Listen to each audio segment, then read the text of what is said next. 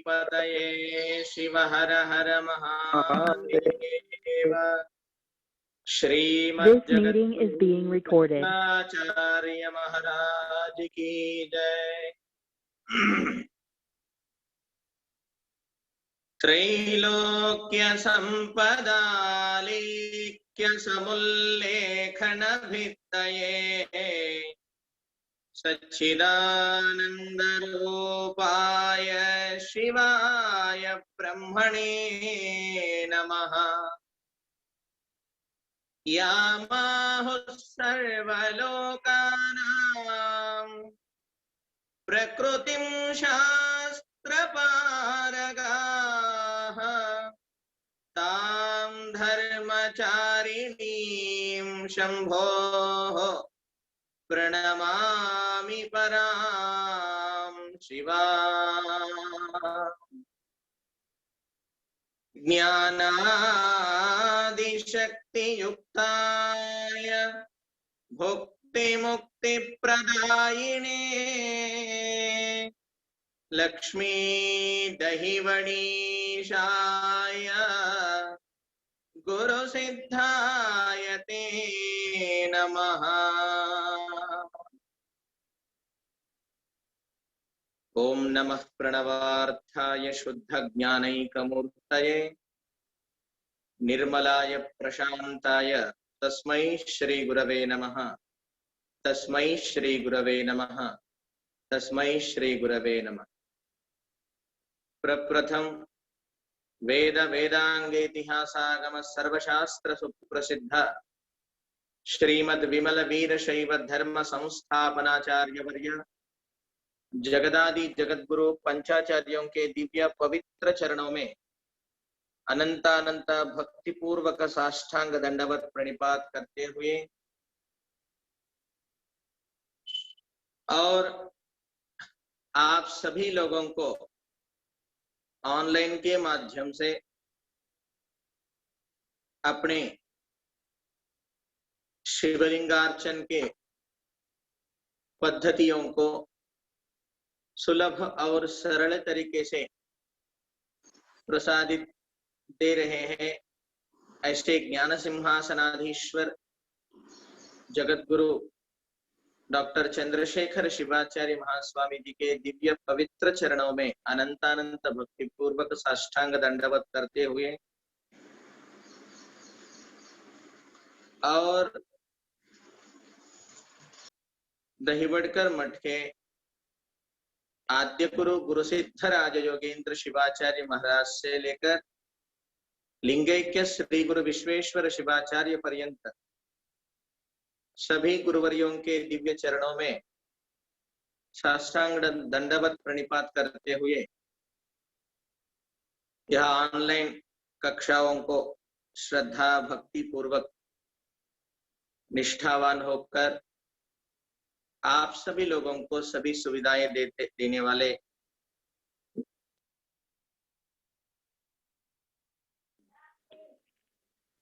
इन दंपतियों को तथा इस ऑनलाइन कक्षा के माध्यम से ज्ञान प्राप्त करते हुए बहुत निष्ठावान होकर के शिक्षा प्राप्त कर ले रहे सभी विद्यार्थिनी व विद्यार्थीगण,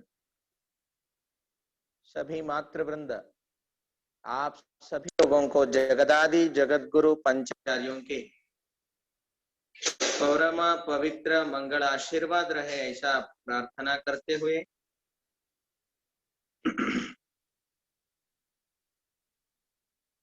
हमारे सनातन धर्म में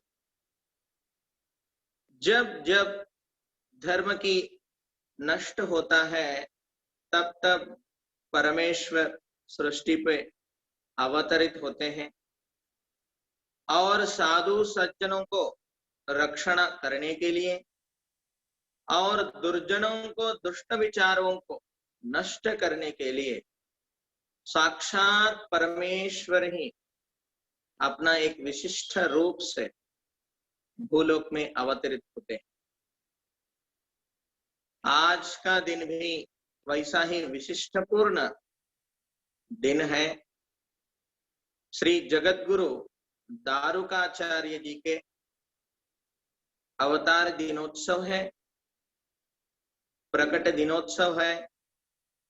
श्री जगत गुरु दारुकाचार्य जी के पवित्र पर्व दिनोत्सव के निमित्त उनका प्रकट होकर सनातन वीरशैव धर्म की प्रतिष्ठापना किए हुए ऐसे महानुभाव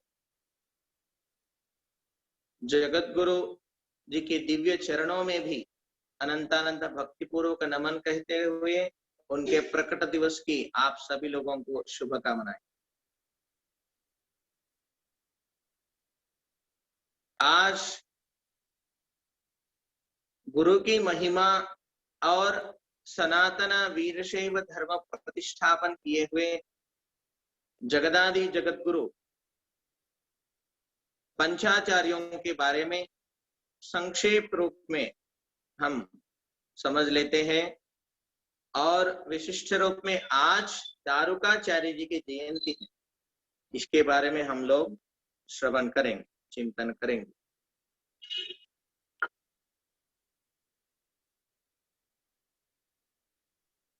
धर्म की प्रतिष्ठापना करने के लिए साक्षात भगवान को ही धरती पर आना होता है। उन्होंने उन कालों के उन वातावरणों में रहकर सर्वसाधारण व्यक्तियों के ही रह करके धर्म की विशिष्ट अभिवृद्धि करते हैं और अधर्म की नाश करते हैं। आप सब लोग जानते ही हैं कितने सारे साधु संतजन और महाराजा लोग और सामान्य लोगों के रूप में भी भगवान अवतरित हुए हैं। जब जब धर्म का ग्लानि होता है तब भगवान बुद्ध रहे, यीशु क्रिस्तु रहे और तथा अनेक सारे साधु संतजन अनेक सांप्रदाय पंथों के भगवान के ही दूत होकर के, भगवान के ही अंश होकर के सभी के रक्षणार्थ उत्पन्न हुए। ऐसे ही 100 साल के पीछे नहीं, 1000 साल के पीछे नहीं, युग 2-3 युगों के पीछे इस कलयुग के प्रारंभ में और हर एक युग में जगत गुरु पंचाचार्य प्रकट हुए। हर एक युग में भी जगत गुरु पंचाचार्य प्रकट हुए। क्यों प्रकट हुए हैं? इस भूमंडल में सकल भुवनाधीश्वर भगवान आशुतोष शिव परमात्मा के धर्म को जैसा शिव जी सभी के समान दृष्टि से देखते हैं, ऐसा एक पवित्रमय वातावरण सभी के अंदर रहे, सभी के गुणों में शिव के गुण आए और सब लोग उस परमात्मा के और बढ़े और उन सभी लोगों का जीवन पावन हो। इस दृष्टिकोण से साक्षात शिव परमात्मा ही अपने गणों को भूलोक में भेजते हैं, बैठ करके यहाँ धर्म की प्रतिष्ठापना, धर्म की अभिवृद्धि करवाते हैं। तब कलयुग के प्रारंभ की दशा में इस शैव धर्म को, इस वीरशैव धर्म को अत्यंत विशिष्टमय प्रगति और प्रतिष्ठापना करने के लिए जगत गुरु पंचाचार्य हर एक युग के जैसा कलयुग में भी प्रकट हुए हैं।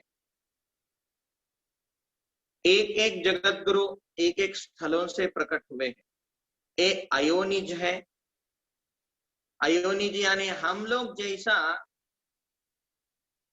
जन्म लेते हैं माँ के गर्भ से,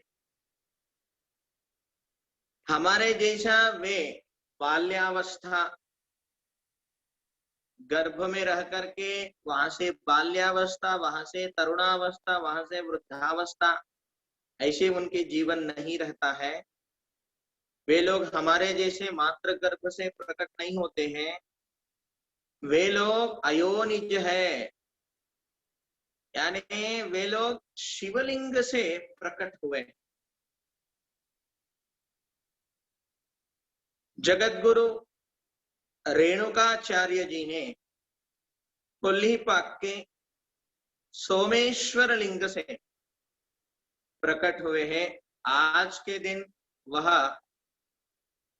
तेलंगाना के हैदराबाद के समीप में कोलनपाका क्षेत्र है, वहां सोमेश्वर लिंग से प्रकट हुए। क्योंकि गणाधीश्वरों को और शिव को ज्यादा भेद नहीं रहता है। कैलासवासी सभी शिवगण शिव के ही इतना सामर्थ्य रहते हैं, उनमें इतना विशिष्टमय सिद्ध पुरुष होते हैं वे लोग, और वे क्षण भर में सृष्टि भी कर सकते हैं, क्षण भर में सृष्टि का विनाश भी कर सकते हैं। इतने सारे शक्तिमान लोग ही शिव के समीप रह सकते हैं।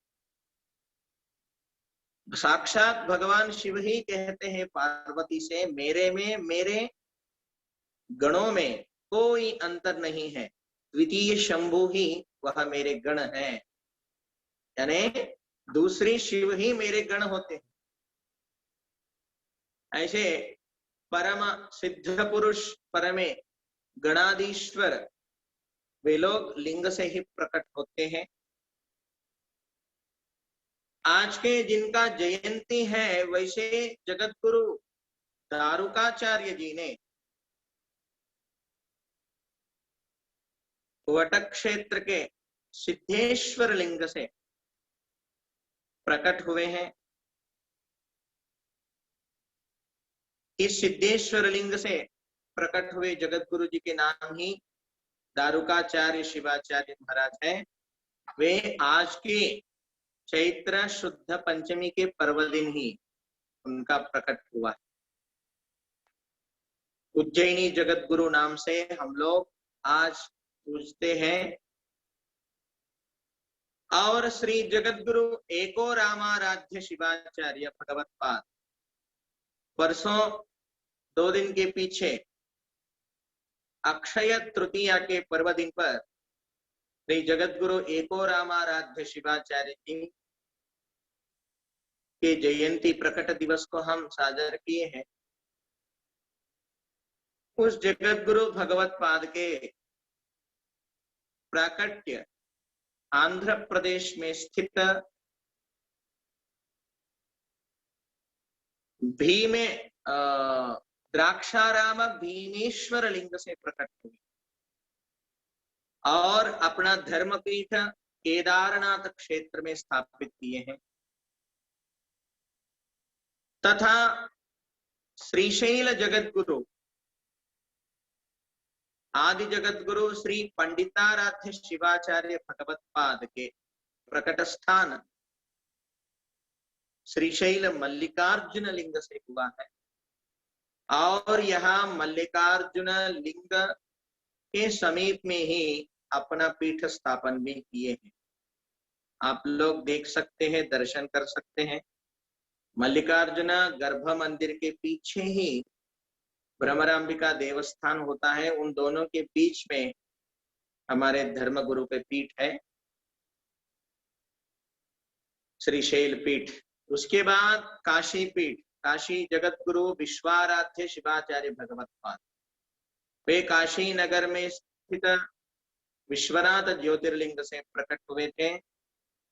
उनका पीठ भी काशी नगर में ही जंगमवाड़ी मठ से विख्यात है।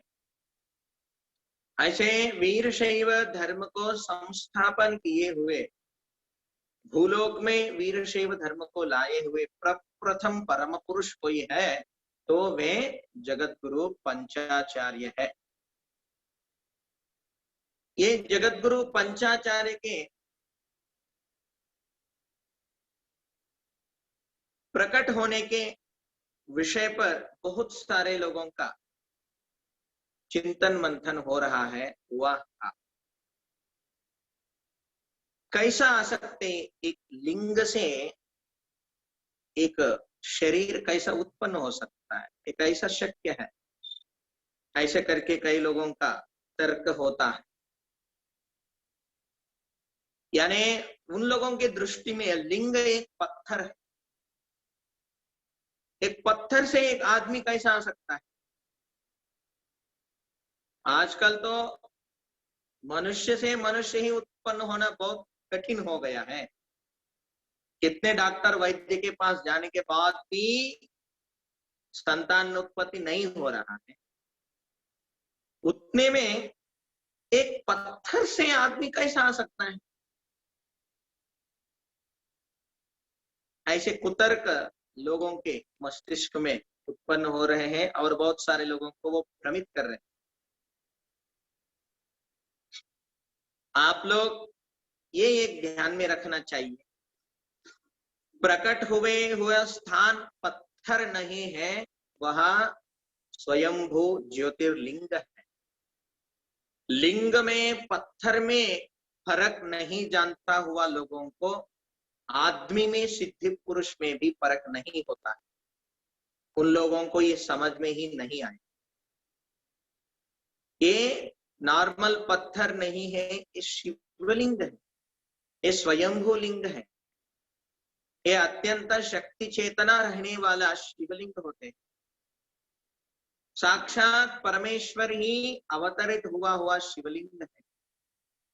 अनेक राजा महाराजा विशिष्ट साधु संत जनों को अपना दिव्य ज्ञान से, अपना दिव्य शक्ति से धन्यत्व को दिया हुआ, वरदान दिया हुआ शिवलिंग होते।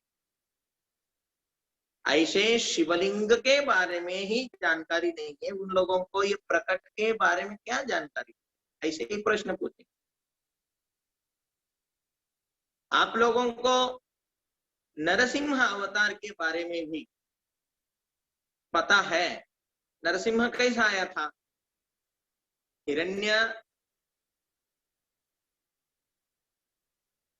हिरण्याक्ष राक्षस ने अपना बेटे से पूछा था, तुम जिस भगवान को पूजते हो, ऐसे विष्णु, मैं इतने बार बोला हूं तेरे को पूजना नहीं है, वो मेरा शत्रु है, फिर भी तुम उन्हीं की आराधना करते हो मेरे विरुद्ध जाकर। आज मैं तेरे को पूर्ण रूप से मेरे विरोध जाने के कारण मार डालने वाला। तुम्हें तेरे भगवान रक्षण करने वाले हैं क्या? दिखाओ मुझे करके गधा से उनकी बेटे को ही, प्रहलाद को ही मारने के लिए जा रहा था।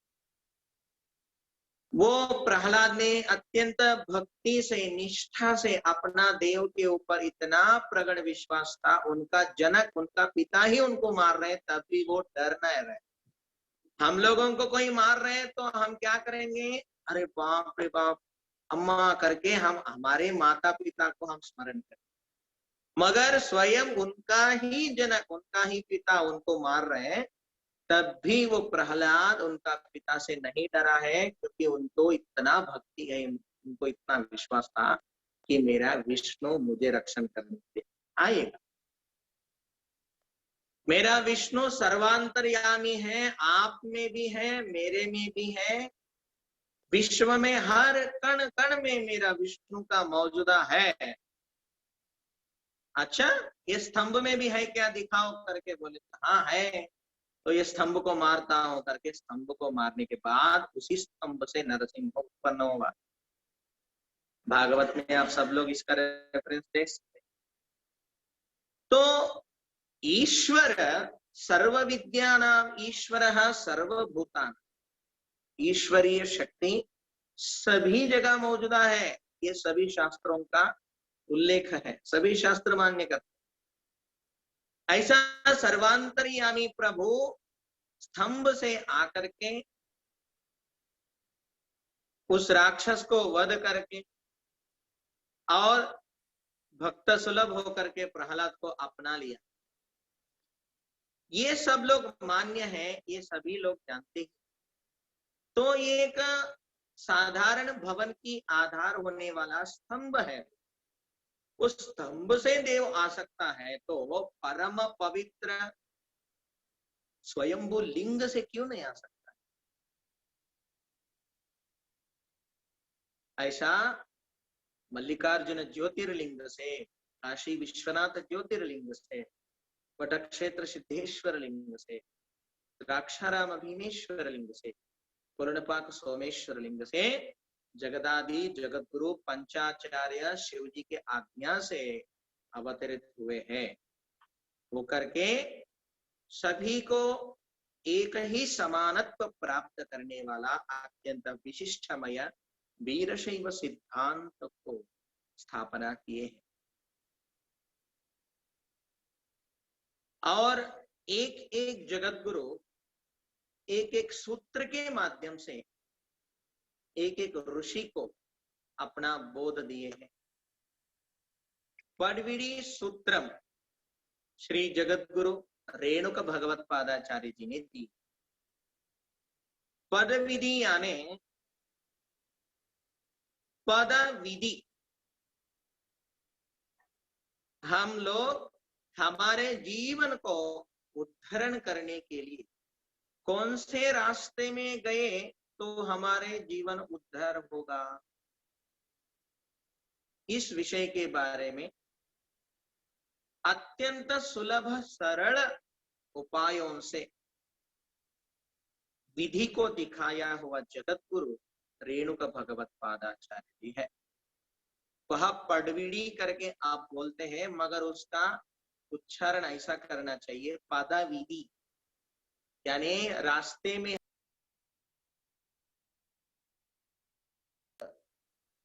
कदम किसके और गए तो हमारा जीवन उद्धार होता है, हमारा विधि, हमारा चालन किस तरफ जाना चाहिए और हम लोग किस तरफ जा रहे हैं,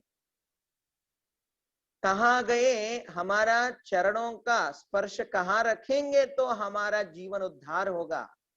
ऐसे हमारा जीवन के उद्धार करने के लिए जो मार्ग दिखाते हैं, पद विधि को दिखाते हैं, वे है पडविड़ी सूत्रम का सार, यानी सारे सृष्टि के सृष्टिकर्ता आशुतोष भगवान परमात्मा के और ले जाने वाले मार्ग दिखाने वाले पदविड़ी सूत्र श्री जगत गुरु रेणुक भगवत पादाचार्य जी ने उपदेश किया।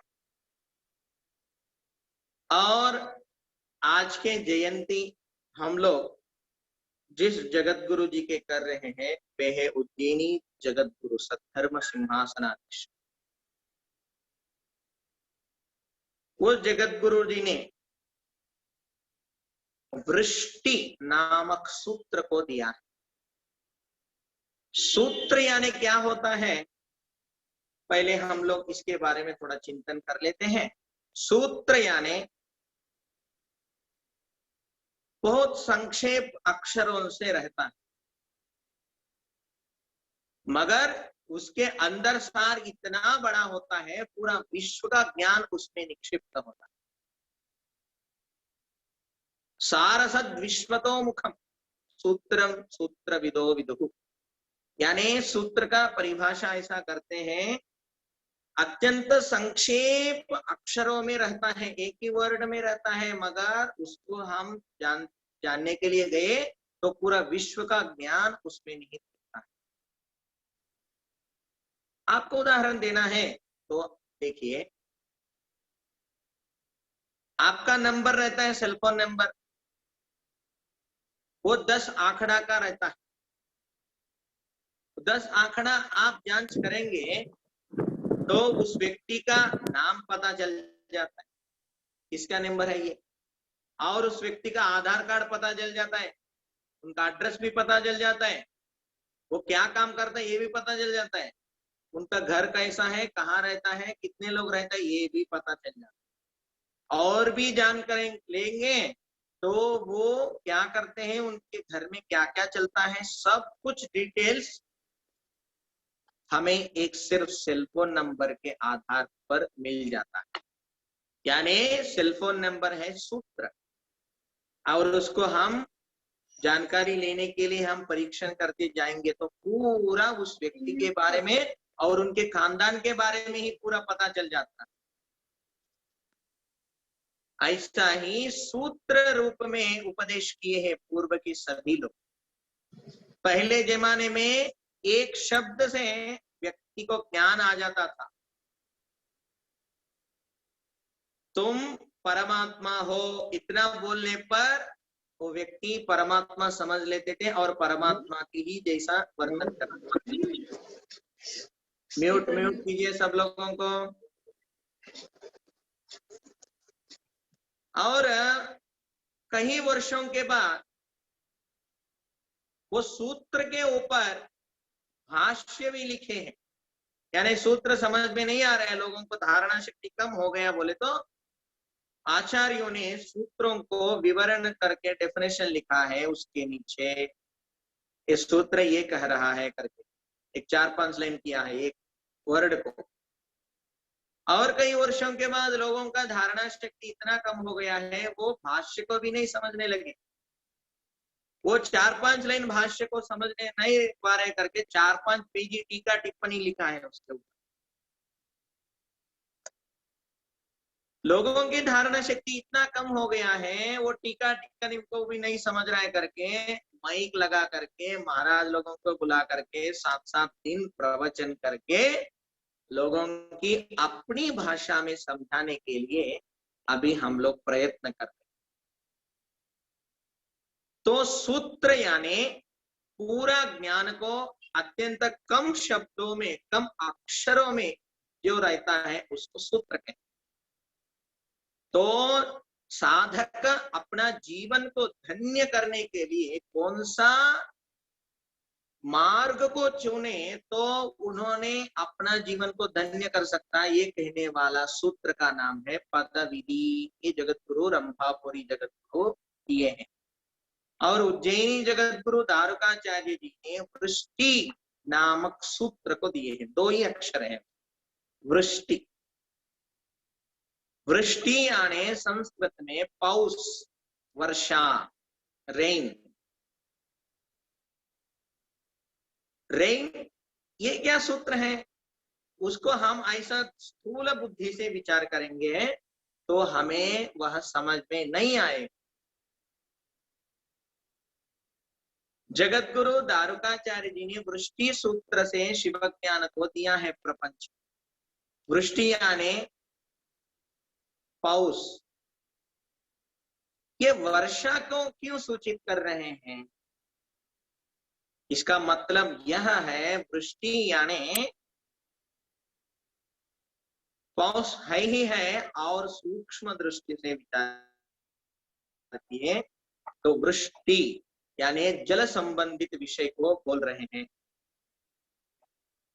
जल से क्या मतलब है, जल से हमें क्या ज्ञान मिलने वाले हैं, और जीवोत्पत्ति प्रकरण के बारे में बताए हैं। इस प्रपंच में जो कुछ भी उत्पन्न होते हैं, जो कुछ भी लोग उत्पन्न होते हैं, जो कुछ भी जीवियां उत्पन्न होते हैं, सब कुछ जल से ही उत्पन्न होते हैं। जलम बिना कोई भी जीव जंतु उत्पन्न नहीं हो सकते हैं। उत्पन्न हुआ जीव जंतु जीवन नहीं कर पाते हैं जलम बिना, और जलम के बिना यह सृष्टि चलता ही नहीं है। जीवोत्पत्ति प्रकरण के बारे में, जीव कैसा आया है और जीवात्मा ये कहां से आया है, फिर इनको जाना कहाँ है, ऐसा एक जल को आधारित करके जगत गुरु दारुकाचार्य जी ने अपना उपदेश में जीवोत्पत्ति प्रकरण के बारे में बताए। उदाहरणार्थ आपको सरल तरीके से जगत गुरु जी के उपदेश समझाना है तो संक्षेप में समुद्र है। समुद्र में कितना पानी होता है, कोई उदाहरण दे सकते हैं? कितना लीटर पानी हो सकते हैं? कितना टैंकर के पानी हो सकते हैं? आज तक समुद्र में कितना पानी होता है किसी को भी पता नहीं, क्योंकि समुद्र को उदाहरण देने के लिए और कोई चीज ही नहीं है दुनिया में। समुद्र की उदाहरण तुलना करना है तो समुद्र से ही करना पड़ता है। समुद्र कैसा है बोले तो समुद्र के जैसा ही है। समुद्र कैसा है उदाहरण एक्सप्लेन करने के लिए, और दूसरा चीज नहीं। ऐसे परमात्मा भी ऐसा ही है। परमात्मा कैसा है उदाहरण देने के लिए, दूसरा वस्तु कोई नहीं है। समुद्र के जैसा समुद्र है, आकाश के जैसा आकाश है, वैसा परमात्मा कैसा है बोले तो परमात्मा का जैसा ही है। इसके उत्तर वही होगा। तो जगतगुरु दारुकाचार्य जी ने वृष्टि सूत्र को लेकर के ये विषय हमें बता रहे हैं। जीवात्मा समुद्र के जैसा रहने वाला परमात्मा से, समुद्र अनंत है, अनंत जल को, अनंत जीवियों को अपने गर्भ में रखकर है और अनंत सीमा पर है। ऐसा परमात्मा समुद्र की जैसा विशिष्ट रूप धारण किया हुआ परमात्मा से हम सब लोग आए हैं। जैसा समुद्र से पानी बाष्प रूप से ऊपर जाते हैं, समुद्र में रहने वाले जल को हम समुद्र नाम से बुला रहे हैं और उसका रूप समुद्र के जैसा है। जब वो बाष्प रूप होता है तब उसका नाम अलग हो गया, तब उसका रूप अलग हो गया, हम उसको बाष्प कह रहे हैं। और वो समुद्र के जैसा विशाल नहीं है, वो एक धुआं के जैसा दिखता है बाष्प। रूप चेंज हो गया, नाम चेंज हो गया, और वो ऊपर जाने के बाद और एक रूप में विलीन हो गया और उसका नाम भी चेंज हो गया। उसको हम कहते हैं मेघ ढग। वो मेघ में अवतरित हो गए, परिवर्तन हो गए।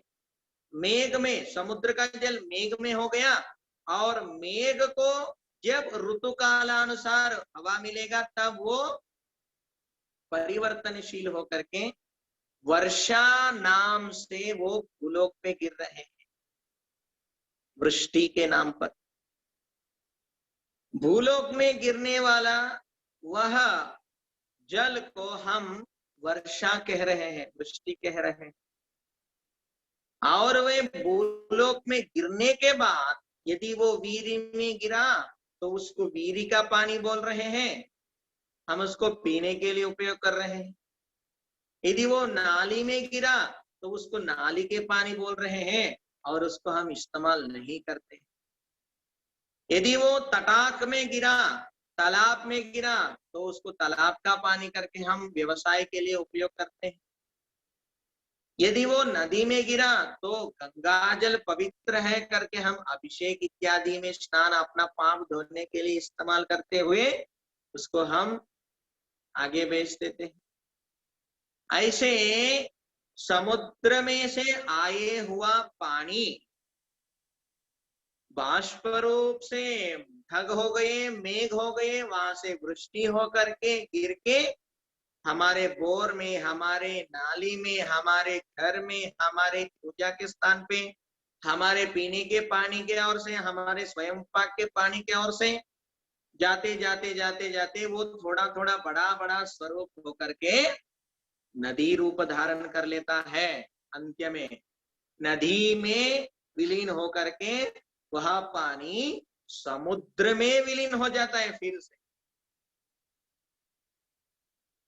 देखिए, एक छोटा सा बिंदु समुद्र में से ऊपर गया, इतना सारे नाम रूप में अवतरित होकर के, परिवर्तन होकर के फिर कहाँ गया? फिर समुद्र में ही आकर के मिल गया। ये सारे उदाहरणों को हमारे जीवन के ऊपर हम डाल लेंगे तो हमारा जीवात्मा का भी यही हालत है। अनंत शक्ति समन्वित, सारा सब कुछ ईश्वर ही है। ऐसा परमात्मा, अनंत शक्ति समन्वित परमात्मा से ही हम लोग भी आए हैं, जैसा समुद्र से ये वर्षा का बिंदु आया है। आकाशाद वायु, वायोरग्नि, अग्निरापः, अग्नि पृथ्वी, पृथिव्याद ओषधयः, ओषधीभ्यो अन्नम, अन्नात् प्रजाः।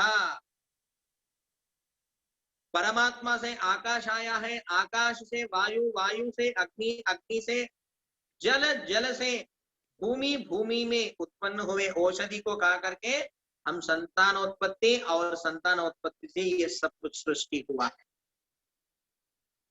तो कहने का वृष्टि सूत्र का सार यही है कि जैसा समुद्र में रहने वाला जल इतना सारे नाम रूप में अवतरित होता है, जन्म लेता है, रूपांतरण होता है, वैसा ही परमात्मा ही होकर के उनसे अलग होने के नाते जीवात्मा अलग अलग योनियों में, अलग अलग नामों में, अलग अलग वातावरणों में, अलग अलग वृत्तियों को रख करके इस सृष्टि हुआ है। मगर समुद्र में से आया हुआ जल फिर समुद्र में ही जाना है, वैसा हर एक जीवी को, हर एक वस्तु को परमात्मा से ही सृष्टि मिली है। फिर अंत में जाकर के परमात्मा के और ही जाना है, इनको परमात्मा ही विलीन होना है। ये विषय को सुस्पष्ट करने के लिए सूत्र के रूप में हमें उपदेश किए हैं जगत गुरु दारुकाचार्य जी ने। ये है वृष्टि का मतलब। वृष्टि का मतलब स्थूल रूप में देखेंगे तो रेन, वर्षा, और उसको हम सूक्ष्म रूप में विचार करेंगे तो पूरा हमारे जीवात्मा के उत्पत्ति के बारे में ही है, कहाँ से उत्पन्न हुआ है और कहाँ जाकर के पहुंचता है।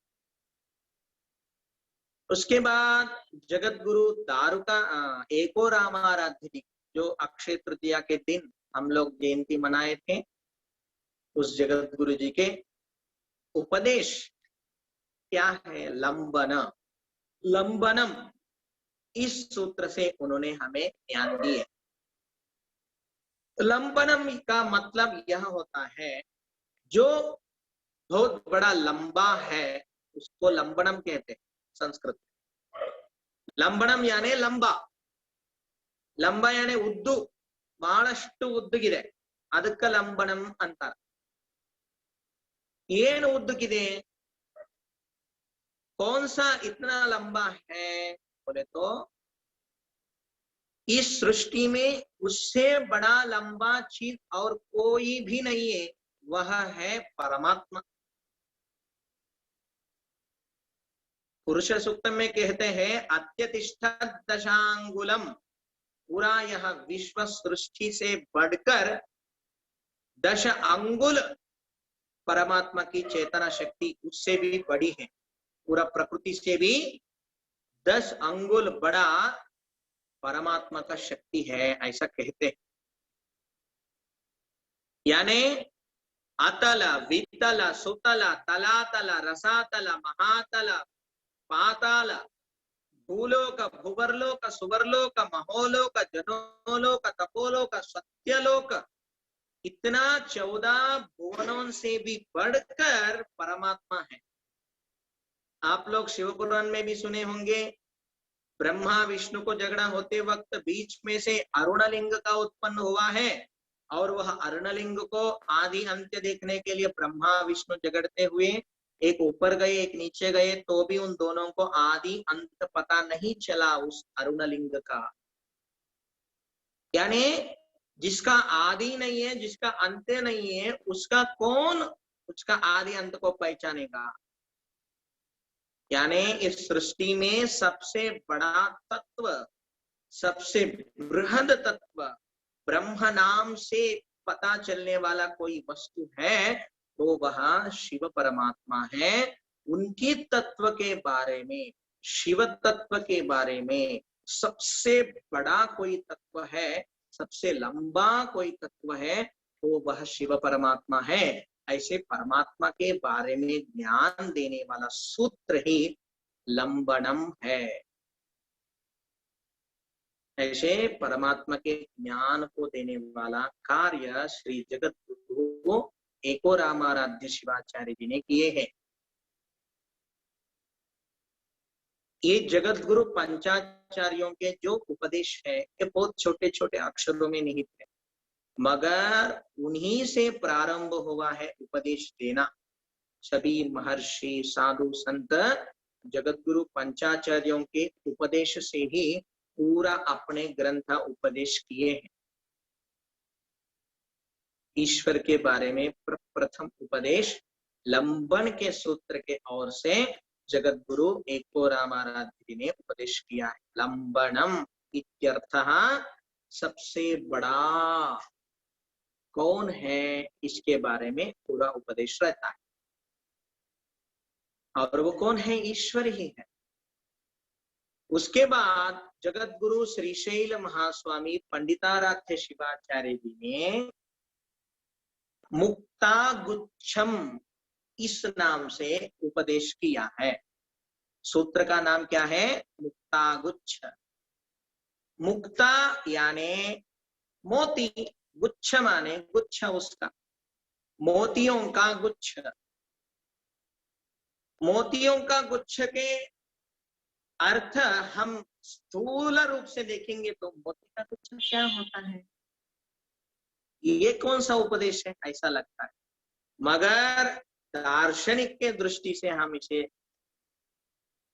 विचार करेंगे तो हमें मुक्ता गुच्छ का मतलब यह होता है, मोती के बारे में उन्होंने बता रहे।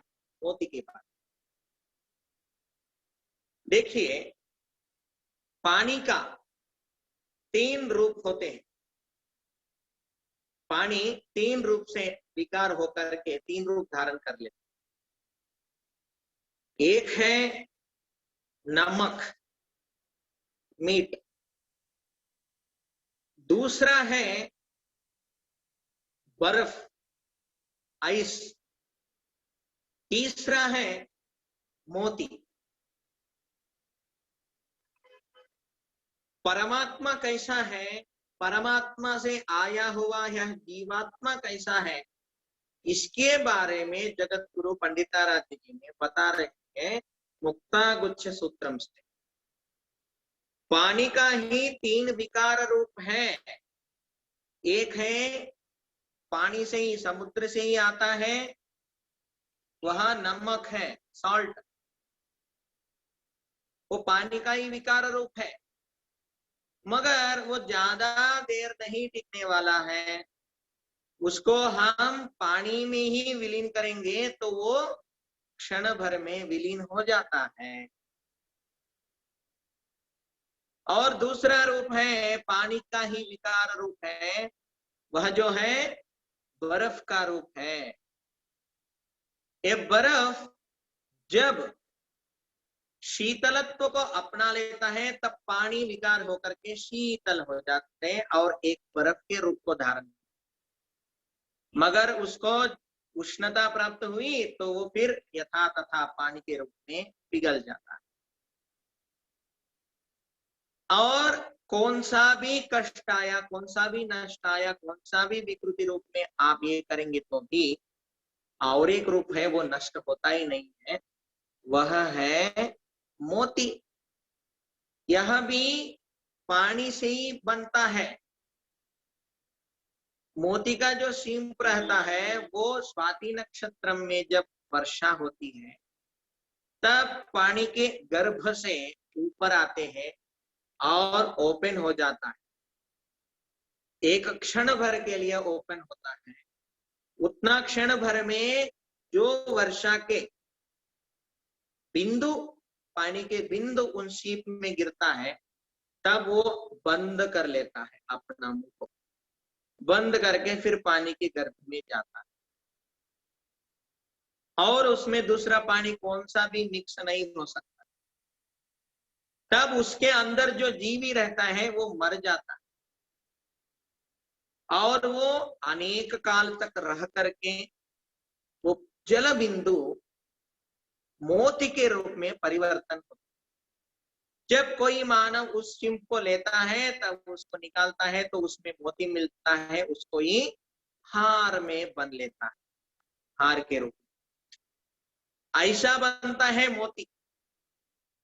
वो भी जल का ही रूप है, मगर नमक के जैसा, बर्फ के जैसा उसका विनष्ट नहीं होता है। मगर मोती हमेशा हमेशा के लिए रह जाता है, जल का ही विकार होने के बावजूद। वैसा परमेश्वर से ही यह सृष्टि हुई है, परमेश्वर से ही हम लोग भी आए। मगर परमेश्वर से आया हुआ यह आकाश, वायु, अग्नि, जल, भूमि, पृथ्वी इत्यादि जो कुछ भी है, पंचभूतात्मक सृष्टि और पंचभूतात्मों का पंचीकरण से बनाया हुआ यह शरीर, 84 लाख योनि जीवियां, ये सब कुछ विनष्ट होने वाले। जैसा बर्फ होता है, उसका आयु कम है, बहुत जल्दी विनाश होने वाले। उससे भी थोड़ा महीने के बाद विनाश होने वाला नमक है, उसका आयु और थोड़ा लंबा है, वो और थोड़ा ज्यादा दिन टिकता है, मगर उसको भी विनाश है। मगर ये जीवात्मा, आत्मा जो है वो मोती के जैसा है, उसको कभी भी विनाश नहीं है। जैसा समुद्र को कभी भी विनाश नहीं है, परमात्मा को कभी भी विनाश नहीं है, वैसा यह जीवात्मा भी स्थायी चिरस्थायी है। वो परमात्मा से अलग होकर के, हम सब लोग जो है हम परमात्मा के ही अंशीभूत हैं और हम हमेशा हमेशा रहने वाले हैं। हम कभी नहीं मरते हैं, हमारा शरीर मरता है, शरीर को मृत्यु है, जीवात्मा को मृत्यु नहीं है। ये शरीर संबंधी इंद्रियों को नष्टता होती है, इंद्रिय खराब हो सकते हैं, मगर यहाँ जीवात्मा को कुछ नहीं होगा। ये शरीर सोता है, जीवात्मा नहीं। ये शरीर सोचता है, जीवात्मा नहीं।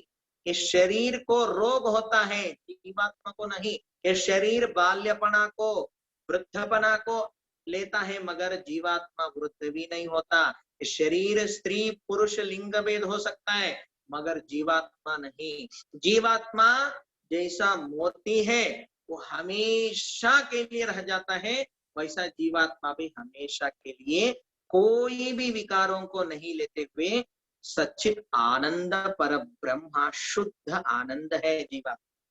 जैसा शुद्ध रूप में मोती होता है, ऐसा परमात्मा का सृष्टि के अंतर्गत जीवात्मा है। जैसा मोतियों का गुच्छा है, ये पूरा जीवात्मा सब कुछ मोतियों का गुच्छा है, परमात्मा के अलंकार के लिए हम सब लोग है। इस बात को कहने के लिए जगत गुरु पंडिताराध्य शिवाचार्य जी ने मुक्ता गुच्छम नाम से सूत्र दिए। देखिए, सूत्र है 4 अक्षर का, उसका हम विचार करते जाएंगे तो बहुत बड़ा ज्ञान हो जाएगा। पूरा वर्ल्ड का, सृष्टि से लेकर के, जीवोत्पत्ति से लेकर के सब कुछ ईश्वरीय लीला के बारे में उसमें बताया।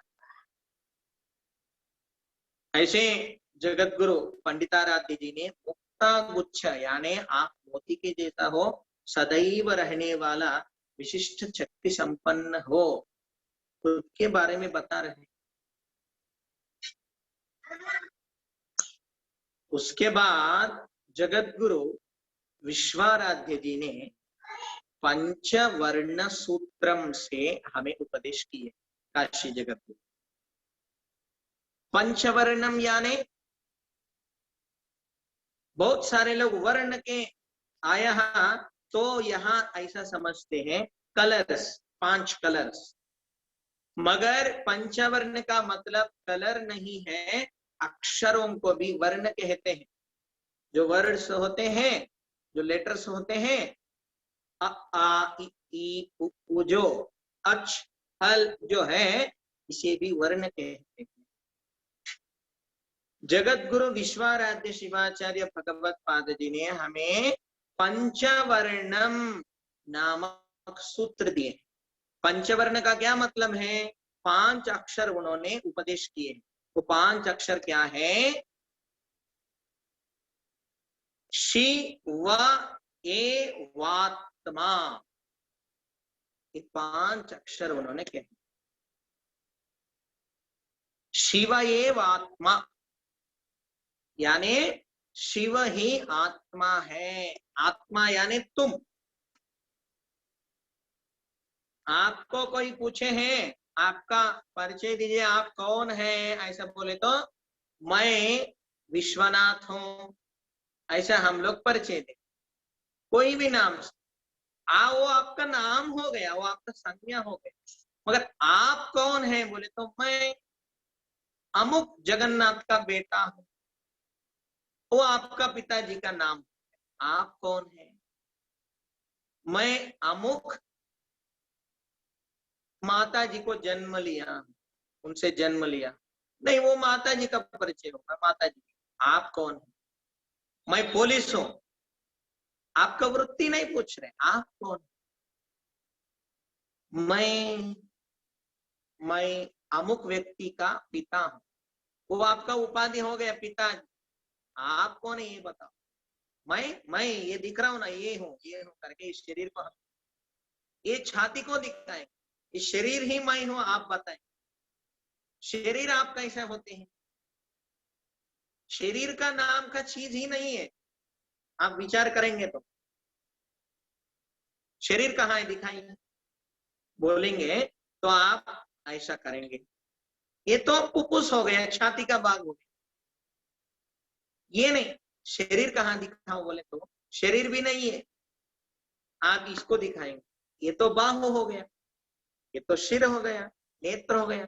ऐसा आप जहां पे भी टच करेंगे वो एक अंग बन जाए। तो शरीर कहाँ है?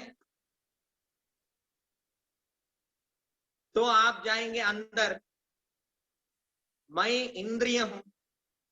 इंद्रिय भी आप नहीं है, क्योंकि वो बंद हो जाता है रात में, स्विच ऑफ हो जाता है इंद्रिय सब। कान सुनाई नहीं देता, डोले दिखाई नहीं देता, मुंह बोलता नहीं, रुचि को देखता नहीं, वास दिखता नहीं, स्पर्श को पता नहीं चलता, हम तो चले जाते हैं किधर तो नींद में। तो आप इंद्रिय भी नहीं है, तो आप कौन है? ये प्रश्न का उत्तर अभी तक नहीं मिला। तो अंदर जाता है और स्वप्नावस्था में जाता है, तब पूरा शरीर मैं नहीं हूं, ये तो क्लियर हो गया।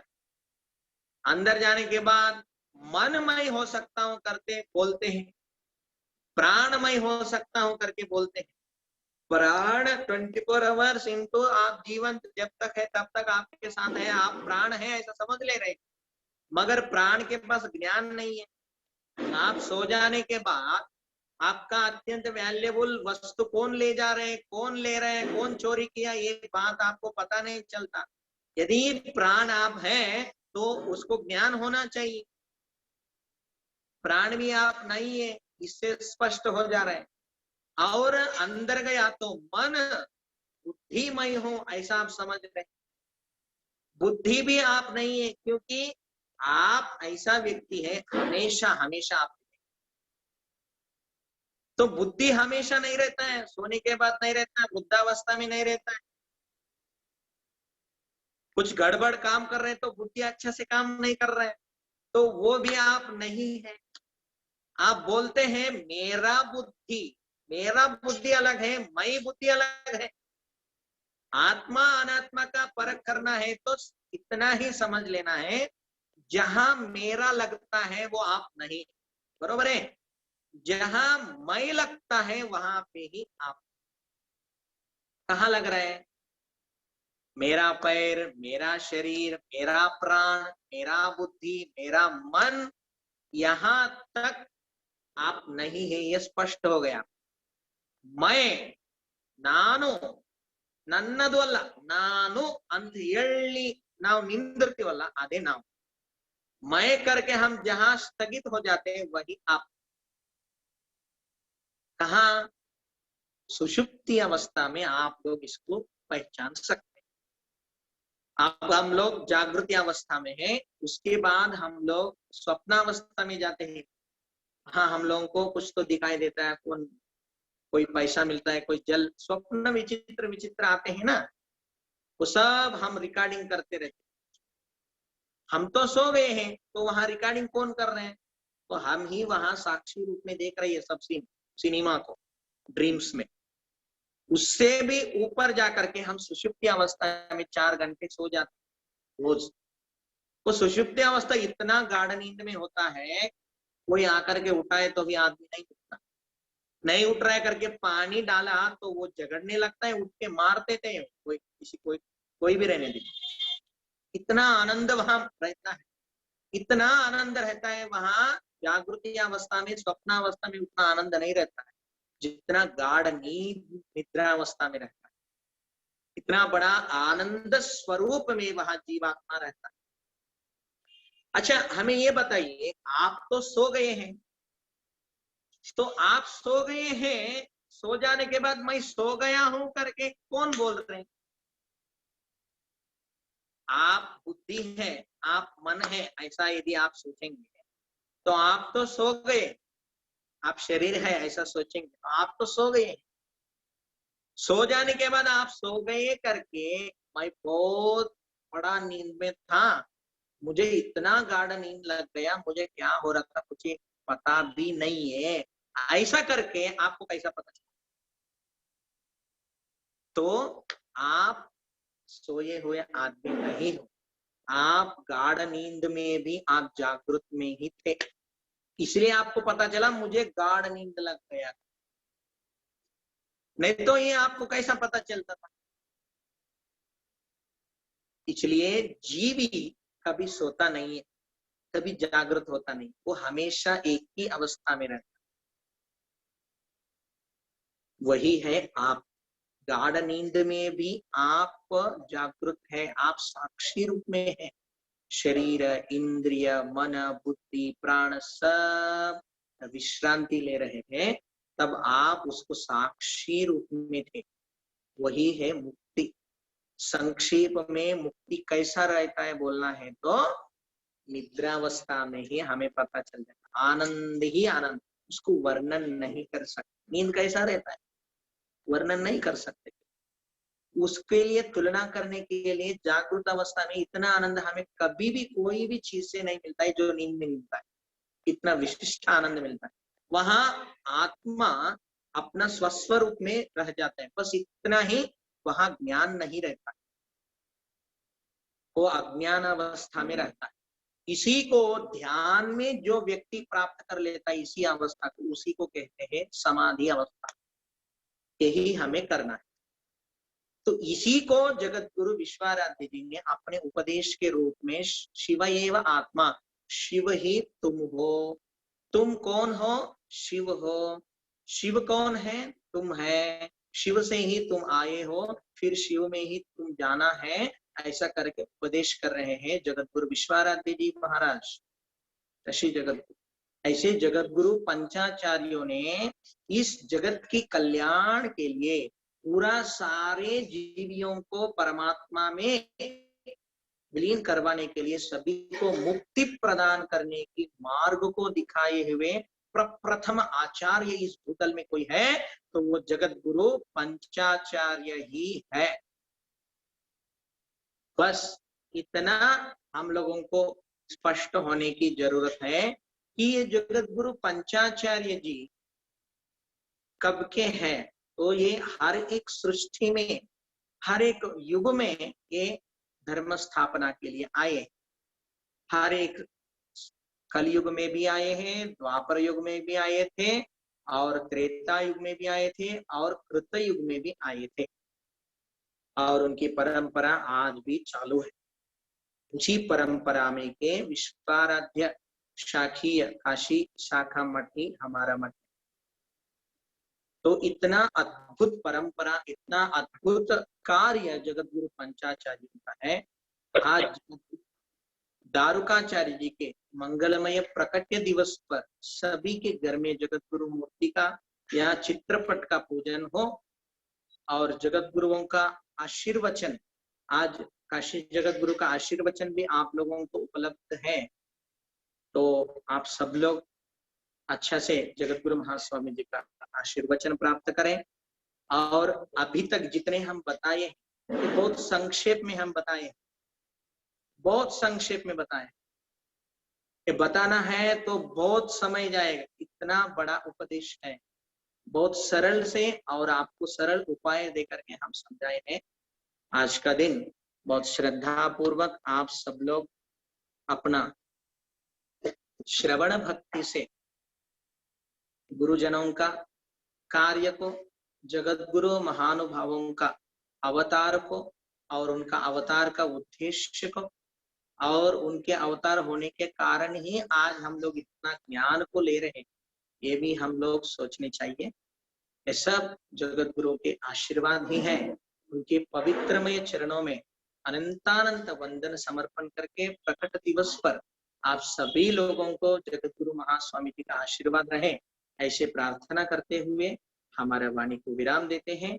ओम शांति शांति शांति। हर नमः पार्वती पतये शिव हर हर महादेव। महादेव पंचाचार्य आचार्य महाराज की जय। स्वामी महाराज की जय। कमल स्वामी महाराज की जय। हर हर महादेव।